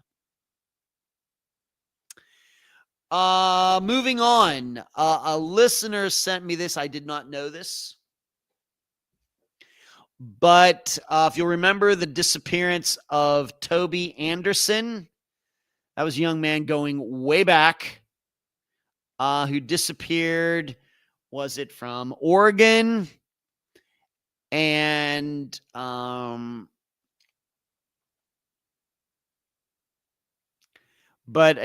just going to read you the email. I'm not sure if you knew that the guest from the Toby Anderson case was recently interviewed on the Missing podcast. I've never listened to that podcast. Apparently, Uncle Billy was released from prison back in the fall. So if you remember, Toby had gone to live with some family members in Oregon. He went missing from there. This Uncle Billy said that, yeah, Toby just kind of took off. But Uncle Billy ended up going to jail because I think of some child sex crimes. And this listener wrote to tell me that Uncle Billy is out. He is walking the streets again. And I think if you go back and listen to that episode, although a lot of times you have to read between the lines, there is reason to believe, I think, that Uncle Billy had something to do with Toby's disappearance. And he is out as a free man now. Now, you should know, I can kind of say this now, but I couldn't for a long time, but I could say it now because it's kind of put this back in my head. That, of course, I think many of you know about the disappearance of Morgan Nick in Arkansas. And, within the last 6 months or maybe a year, through DNA, they were able to figure out that the guy that they thought abducted her and probably killed her, they were able to prove it through science, through DNA, that he actually did do it. I can tell you now that at one time, Uncle Billy was suspected in Morgan Nick's disappearance as well. We now know that he did not do it. But Uncle Billy was in Arkansas at the time that Morgan Nick went missing.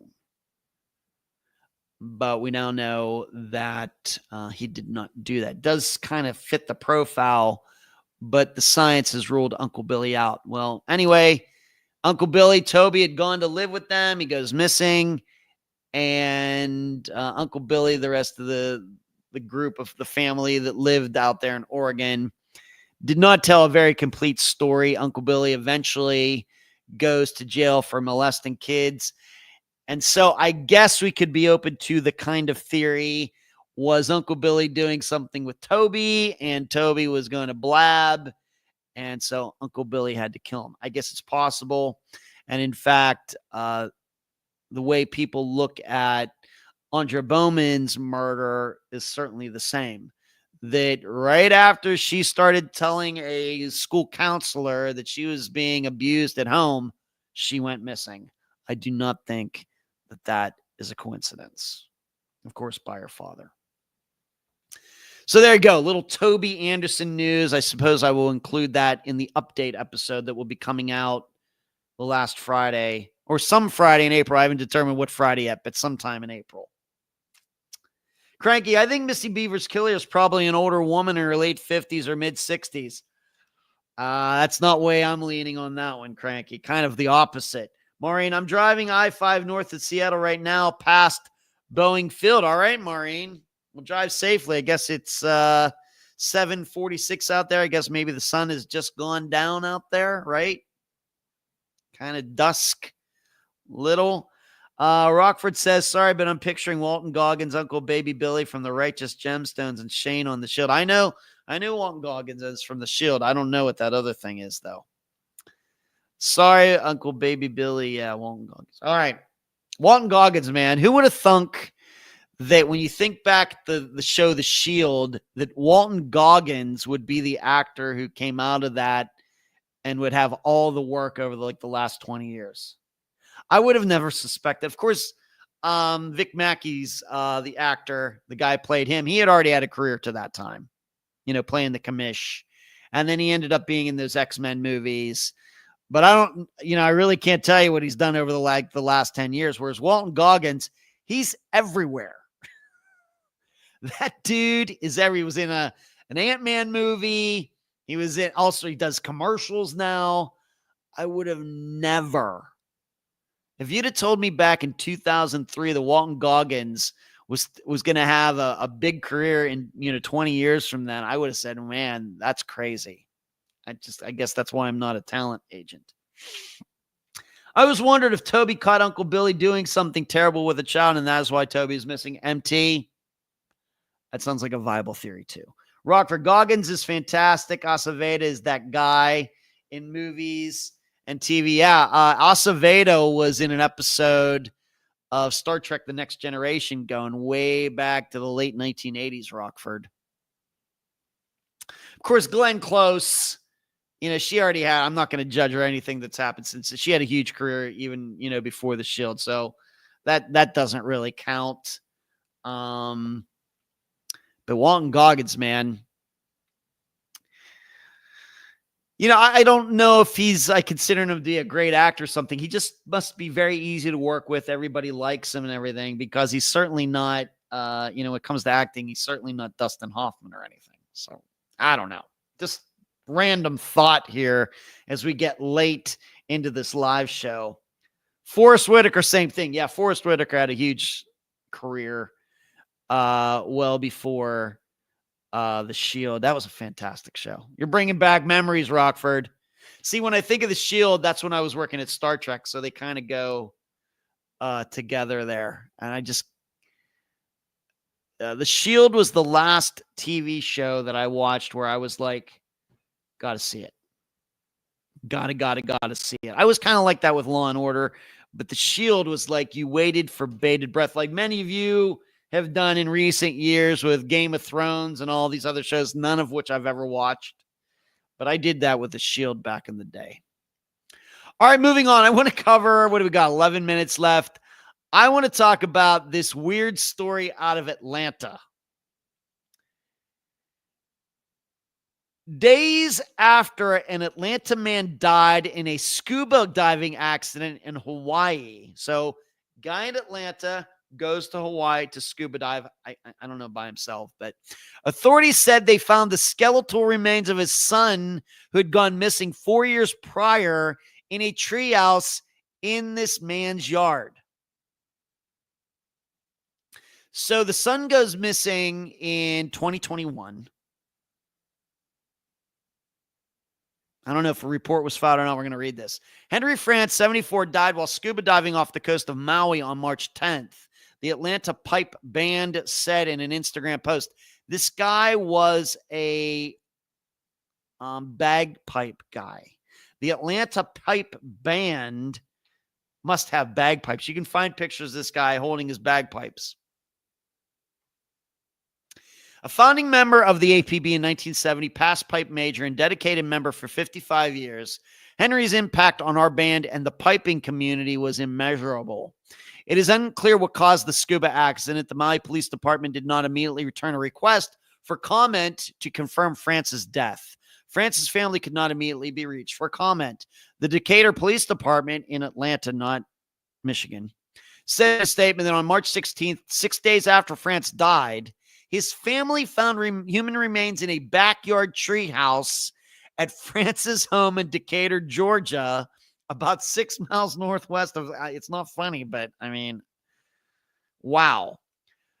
Beyonce Loveless, the director of operations for the DeKalb County Medical Examiner's Office, told NBC News in a phone call on Thursday that the remains belong to France's son, 32-year-old Henry Hank France, Frantz, by the way.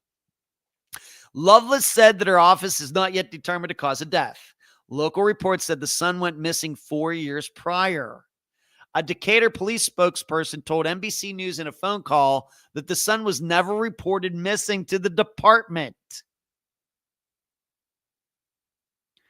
A case for France's son was not in the Department of Justice's National Missing and Identified Persons System as of Thursday, otherwise known as NamUs. Loveless said her office is not yet determined when the 32-year-old died. Although the remains were mostly skeletal, she said that some tissue was still present on the body. Now, that's a crazy story. This is why I'm going to say it one more time. When you hear people start talking about logic and common sense when it comes to disappearances, that's why it's not that helpful. Because you get stories like this. Guy's in his house, 74 years old. His son's out in the treehouse dead. Now, what exactly happened here? And the guy's just going off the Maui and his dead son's in the treehouse. You got to believe that he knew his son was in the treehouse, right? Maybe not. Maybe not. You got to believe. And I've read this story a few places where people could comment. And it was like, well, wouldn't he have smelled something or whatever? Maybe. I think that's a little, I have to admit, my experience smelling missing people in the woods if they're dead is totally overrated. I realize that's what dogs do. Well, we know how bad dogs are at it. I did look the son up just to see, well, what was this kid's story? And he did have a DUI in 2014, but that's like 7 years before this happened. But I remind everybody, this particular database that I use, I'm not sure it gets all charges all over the place. So there certainly could be many other things on the son's record. But he did have this DUI in 2014. So he might start thinking about, did he have a drinking problem? Did he drink himself to death up there in that treehouse? Maybe. What is my best guess regarding this? I'm guessing that the son probably overdosed out there and the father didn't want anybody to know about it. Because I have to believe he knew.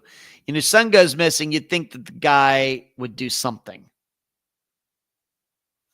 Maybe it never, I guess I'm open to the idea, maybe it never occurred to him the son could just be out in the treehouse. But the father would probably know if the kid had a drug issue and most likely this is just a guess.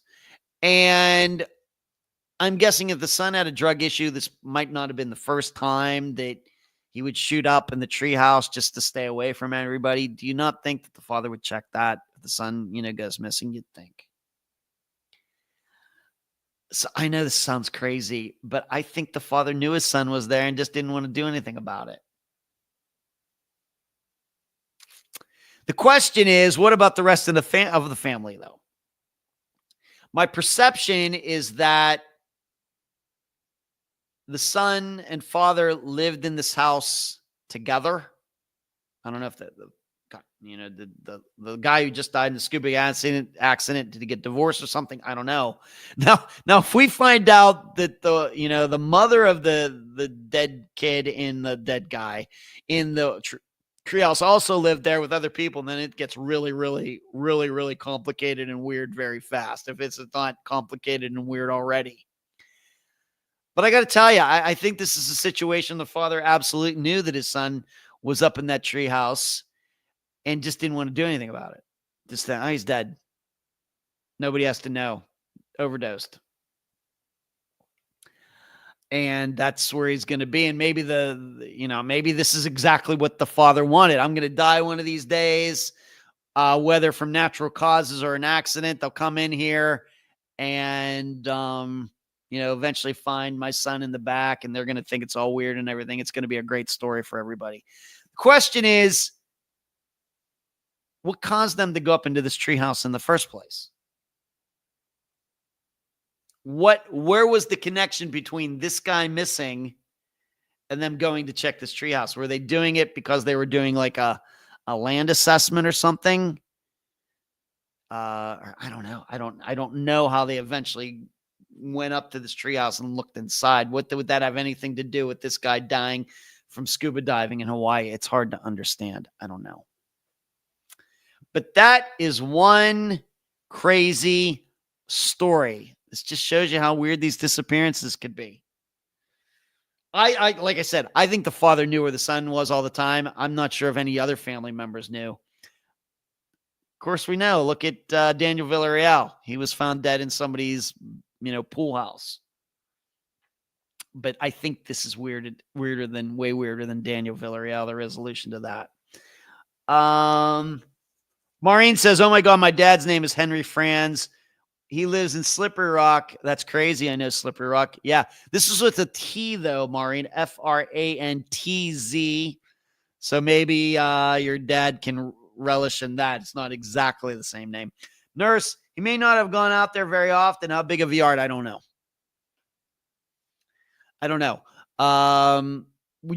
There just aren't a lot of facts other than this public story right now, nurse. So I guess we could come up. Maybe you didn't know. Just living clueless life. Treehouse is out there, not even thinking about it. It's possible. I don't know how probable it is, but certainly possible. Maybe just figured his son ran off and that was that. Of course, no missing it's telling that no missing persons report was found. That's certainly telling. That would also lead me to believe that the father knew that the son wasn't really missing. So you can check that story out there Once again, the guy who died scuba accident, Henry Frantz, Frantz. All right, this Friday, we have another disappearance connected to a fire. How many have had that? I'll have to maybe check that out, get a stat on that, so I can include that in the episode. Joey Offit. It's a woman, though. Joey, but it's a woman. Joey Offit, Offutt, out of Sykesville, Pennsylvania. The last time she was seen was on July 4th of 2007, but it's unclear if that's the day that she actually disappeared, because 8 days later, the house she was living in went up in flames. And when the fire was put out and everything, they found Joey's 6-week-old son in the bathtub, dead. And it was determined that the baby was dead before the fire started. And Joey is still missing. Her car was eventually found. Where was it found? It was parked in the apartment complex where she used to live, which was miles and miles. It was in Pennsylvania, but not close, a couple hours away. Her car was eventually found a few days later. But the fire in the house was intentionally set. Some sort of accelerant. Did not burn it down, kind of gutted the house, I guess we would say. And I do have a picture. I'll post it so all of you can see it. The guest is Joey's sister, Loretta, Lureetta. So Joey Offutt, Offutt, Sykesville, PA. Last time seen July 3rd or July 4th of 2007. Her sister Loretta is the guest. We have a fire to talk about, and that'll be Friday's episode. Yay, so glad you are covering Joey's disappearance. It needs so much more attention. Going to do it to the best of my ability this Friday, MT. That's all I got for you tonight. Covered everything in the title, covered a few more things. I'm happy. I hope you're happy. Hope you all have a great week. Keep your heads on swivels out there. Thank you so much for all the viewers and chat, all the people in the chat and everything else. Thank you, Lisa. And Charlie, say hi to the kids for me. I will be seeing your Uncle Brian tomorrow evening, Charlie. We are going to the Pittsburgh Pirates Tampa Bay Rays game. Good night.